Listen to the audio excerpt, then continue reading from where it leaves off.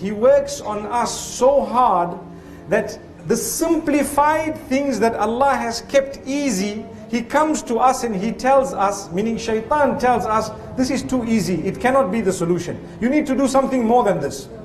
Yet Allah says that is the solution. The solution is very simple, but it requires continuity. You do not just read salah because today you are sick and expect to be cured tomorrow morning. It doesn't happen.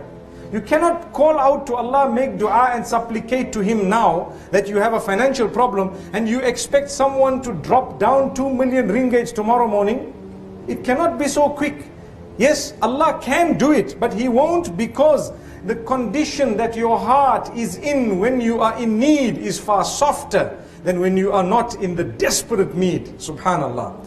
When a person is sick and ill or they have financial issues, don't they go to the masjid early? Don't they call out to Allah? Don't they cry tears to Allah? Don't they say, oh Allah, the adultery I committed, forgive me for it, I won't ever do it again. The alcohol I drank, forgive me for it, I won't ever do it again. The gambling I engaged in, oh Allah, I won't do it again. But oh Allah, I now have a big problem, I want you to help me, please, Ya Allah.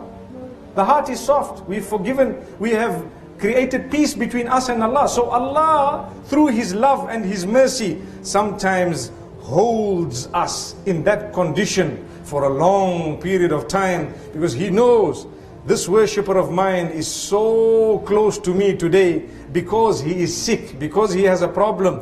If I were to give him back what he is asking for, maybe he might forget us completely. So Allah keeps us in a certain condition. His mercy, it's His mercy.